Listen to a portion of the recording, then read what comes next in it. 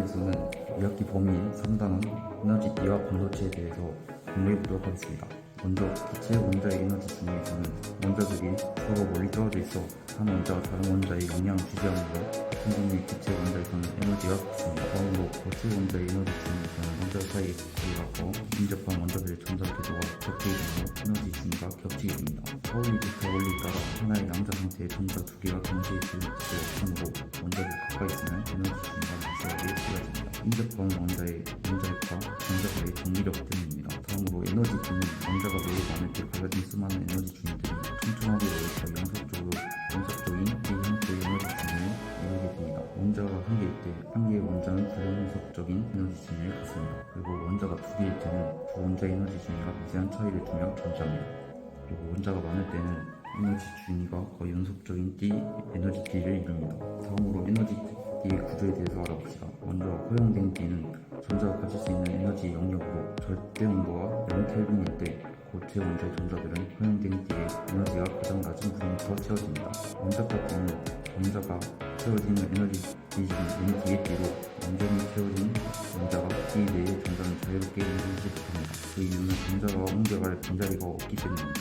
참고로 원자과 D는 에너지 중위가 가장 높은 Dform으로 전도 D는 원자과 D 바로 위에 있는 에너지 D로 전도 D 내의 전자는 자유롭게 움직일 수 있습니다. 전자가 채워지지 않기 때문입니다. D 간격, 즉 D템이라고 하는 D 간격은 에너지 사이 간격으로 전자는 이 영역의 에너지 중위를 가질 수 없습니다. 이 간격은 고체 물질의 전기가 통하는 정도를 결정하는 중요한 요인입니다. 원자과 D에 전자가 완전히 채워져 있으면 전자는 자유롭게 움직이지 못하지만 원자과 D에 있던 전자가 D 간격 이상의 에너지를 흡수하여 전도 D로 정리하면 자유롭게 움직일 수 있습니다. 다음으로 전기 전도성은 물질의 전류가 얼마나 잘 흐르는지를 나타내는 성질입니다. 전기 전도성이 좋으면 물질의 전류가 잘 흐르고 전기 전도성이 좋지 않으면 물질의 전류가 잘 흐르지 않습니다. 자유전자와 양공위의 전류가 흐릅니다. 전하를 나르는 원인이 되므로 전하 나르기라고 합니다. 자유전자는 전자가 에너지를 얻어 전도기로 정리하는 대로 고체 내부를 자유롭게 움직일 수 있습니다. 자유전자가 많으면 전류가 잘 흐르게 됩니다.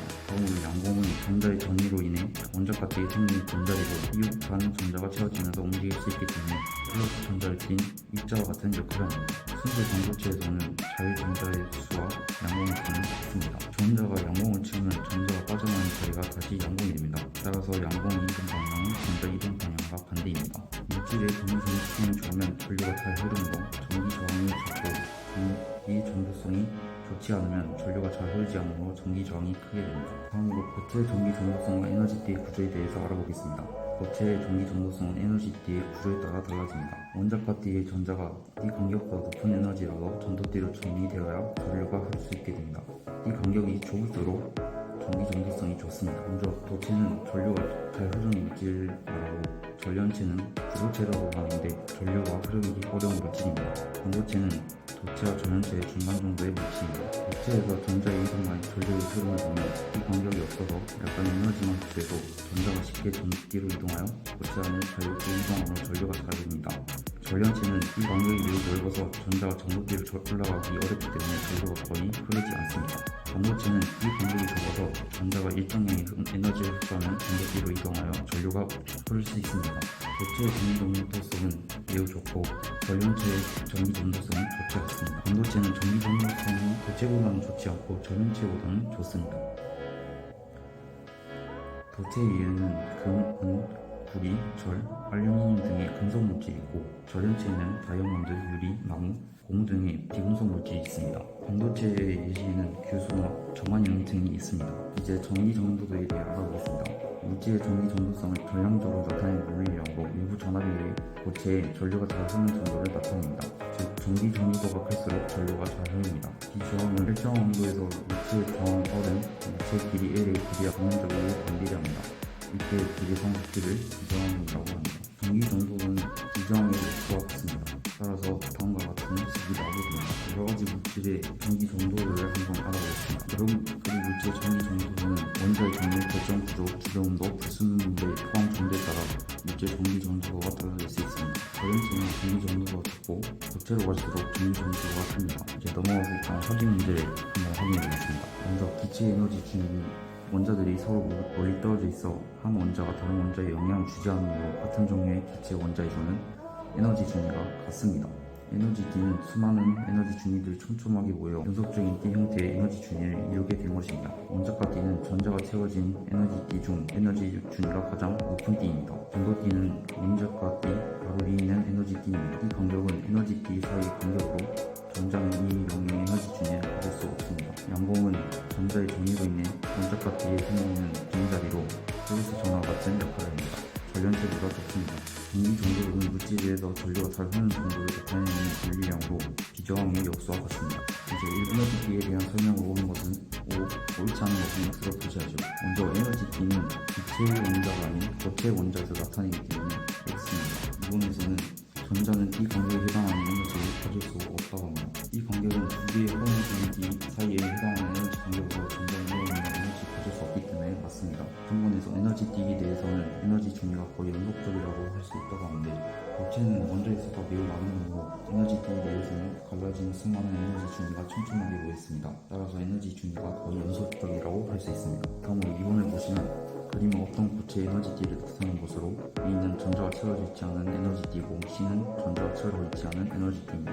A, B, C에 대해서 각각 쓰라고 했는데 A 전도띠고 B 간격, C 원자과 띠입니다. D의 크기와 전기 전도성의 관계를 보시면 D가 좁을수록 전기 전도성이 좋게 됩니다. D가 D 간격이고 이 간격이 좁을수록 전기 전도성이 좋은 것입니다. 3번에서 자유전자 양봉에 대한 설명 중 빈칸에 알맞은 말을 쓰시고 원자과 띠에 있는 전자가 이 간격 이상의 에너지를 흡수하여 전도띠로 정리하면 자유전자가 되어 고체 내에서 움직일 수 있게 됩니다.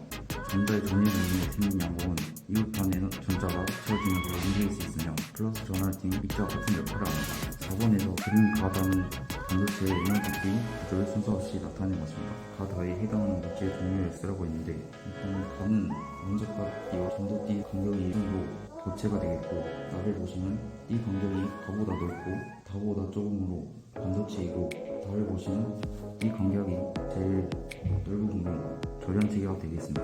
원에서 다음 해당하는 고체 종류를 거기에서 있는 대로 고르시고 이 간격이 있는 고체는 고체이고 원자과 띠가 완전히 채워진 고체는 절연체와 반도체가 있습니다. 원자과 띠와 전도띠 사이의 띠 간격이 가장 큰 고체는 절연체입니다. 다음 6번에서 물질의 전기 전도성과 전기 전도율의 설명으로 옳은 것은 O, 옳지 않은 것은 X로 표시하시고 1번에서 전기 전도성이 좋으면 물질의 전기가 잘 흐르지 않다고 했는데 오히려 반대고 잘 흐르게 됩니다. 2번에서 물질의 비저항이 클수록 전기 전도가 크다고 했는데 이것도 마찬가지로 반대로 전기 전도가 작게 됩니다. 그래서 틀렸고 고체는 절연체보다 전기 전도가 크기 때문에 옳은 설명입니다. 이제 다음으로 반도체에 대해 알아봅시다. 고유 반도체는 불순물 없이 완벽한 결정 구조를 갖는 반도체입니다. 원소의 종류는 원자과 전자가 4개인 원소입니다. 즉 14조 원소입니다. 주소, 저만의 원성이 있습니다. 고유 반도체의 전기 전도성은 낮은 온도에서 양봉이나 자유전자의 수가 매우 적어 전류가 잘 흐르지 않습니다. 고유 반도체의 구조는 규소로만 구성되어 있고 원자과 전자 4쌍이 공유결합을 하고 있습니다. 즉 모든 원자가 원자과 결합에 참여하고 있어 자유전자나 양봉의 수가 적습니다. 다음으로 비고유 반도체에 대해 알아봅시다. 고유 반도체에 불순물을 넣어 전기 전도성을 증가시키는 반도체입니다. 그래서 도핑이란 고유 반도체의 특정한 불순물을 사용하는 과정으로 이 간격 사이에 새로운 에너지 준위를 삽입하는 것과 같습니다. 비고유 반도체 종류를 봅시다. 불순물의 종류에 따라 P형 반도체와 N형 반도체로 구분합니다. P형 반도체의 불순물 종류는 원자과 전자가 3개인 원소입니다. 식성적 원소이고 중소, 알루미늄, 갈륨, 인중 등이 있습니다. N형 반도체는 원자가 전자가 각종 원소이고 15조 원소입니다. 인, 질소, 가소, 안티모니 등이 있습니다. 구조를 알아보면 원자과 전자가 4개인 주소에 원자과 전자 3개인 중소를 첨가하면 3개의 전자는 공유결합을 하지만 전자 1개가 부족하여 전자린 양봉이 생깁니다. N형 반도체의 구조에서는 원자과 전자가 4개인 규소에 원자과 전자가 4개인 인을 첨가하면 4개의 전자가 공유결합을 하고 전자 1개가 남습니다. 다음으로 전기 전도성의 원인을 보시면 인접한 원자의 전자가 양봉처럼 전자가 빠져나오는 자리에 새로운 양봉을 생기는데 주로 양봉이 전하를 운동합니다. 남는 전자는 원자에 약하게 접촉되어 자유롭게 이동할 수 있습니다. 그래서 주로 전자가 전하를 운동합니다. 마지막으로 에너지 준위의 변화를 보시면 불순물에 의해 원자가 띠 바로 위에 새로운 에너지 준위가 만들어집니다. 그래서 원자과 띠의 전자가 새로운 에너지 준위로 쉽게 정리할 수 있고 원자과 띠에는 양봉이 발생합니다. N형 반도체에서는 불순물에 의해 전도 띠 바로 아래에 새로운 에너지 준위가 만들어집니다. 그래서 남는 전자가 새롭게 만들어진 에너지 준위에 채워지고 전자가 쉽게 전도대로 정리할 수 있습니다. 다음으로 다이오드의 대해 알아봅시다. 먼저 Pn 접합 다이오드는 P형 반도체와 N형 반도체를 접합하여 양끝에 전극을 붙이는 것입니다. Pn 다이오드의 특성은 P형 반도체에서 N형 반도체 방향으로 전류가 잘 흐르지만 반대 방향으로 전류가 거의 흐르지 않는 특성이 있습니다. 바이오스는 다이오드에 흐른 전류를 조절하기 위해 다이오드에 걸리는 전압의 방향과 크기를 바꾸는 것입니다. 그래서 순반향 바이오스는 전원 연기를 P형 반도체의 전원 플러스 극을 N형 반도체의 전원 마이너스 극을 연결합니다. 반대로 역방향 바이오스는 P형 반도체의 마이너스 극을 N형 반도체 전원의 플러스 극을 연결합니다. 원리는 이렇게 참고하시면 될 것 같고, 전류 흐름을 알아보면 양봉이 N형 반도체로 이동하고 전자는 P형 반도체 쪽으로 이동하여 접합면에서 결합합니다. 즉 양봉과 전자가 접합면을 시계통방으로 전류가 흐릅니다. 역방향 바이오스에서는 양봉은 마이너스 극 쪽으로 이동하고 전자는 플러스 극 쪽으로 이동합니다. 양봉과 전자가 접합면을 통해 이동할 수 없으므로 전류가 흐르지 않습니다. 다음으로 전류 작용에 대해 알아봅시다. P인 접합 다이오드의 특성에 의해 전류를 한쪽 방향으로 흐르게 하는 작용입니다. 전류 작용이 일어나여 교류를 직류로 변환시킵니다. 교류는 시간에 따라 전류의 세기와 방향이 주기적으로 바뀌는 전류이고, 직류는 한쪽 방향으로만 흐르는 전류입니다. 마지막으로 다이오드의 이용에 대해 알아봅시다. 먼저 발광 다이오드가 있는데 전류가 흐를 때 빛을 강추하는 다이오드입니다. 원리는 다이오드의 접합면에서 전자와 양봉이 결합하는 이 간격에 해당하는 에너지를 갖는 광자를 방출합니다. 특징으로는 반도체의 이 간격에 따라 분출되는 빛의 색이 다릅니다. 발광 다이오드가 주로 이용되는 것은 신호등, 방향장치, 전조등, 영상 표시 장치 등이 있습니다. 가문 다이오드는 빛을 비추면 전류가 흐르는 다이오드로 자동문, 리모컨 수신 장치들이 이용됩니다. 이제 마지막으로 분열 활용 문제를 한번 풀어보고 마치겠습니다. 먼저 고일 반도체는 불순물 없이 완벽한 결정부를 있는 반도체로 원자과 전자 예산이 서로 공유 결합을 하고 있습니다. 비고일 반도체는 고일 반도체의 불순물을 넣어 만든 반도체로 불순물 성능 과정을 도핑이라고 합니다. P형 반도체에서는 고일 반도체의 원자과 전자가 3개이고 3개인 원소를 도피한 반도체의 수로 양봉이 전하를 운반하고, N형 반도체에서는 고일 반도체의 원자과 전자가 5개인 원소를 도피한 반도체로 주로 전자가 전하를 운반합니다. 다이오드 특성은 다이오드의 순방향으로 전압을 걸면 전류가 흐르고 역방향으로 전압을 걸면 전류가 흐르지 않습니다. 반대로 P인 접합 다이오드의 바이오스를 P형 반도체의 전원과 플러스를 연결하면 N형 반도체의 전원에 마이너스를 연결한 것을 순방향 바이오스라고 합니다. 다이오드의 특성에 의해 전류를 한쪽 방향으로 흐르게 하는 작용은 정류 작용이랍니다. 마지막으로 전류가 흐를 때 빛을 반출한 다이오드는 발광 다이오드입니다. 이로써 이번 강의를 마치고 이 밑에 확인 문제를 풀어보시면 되겠습니다.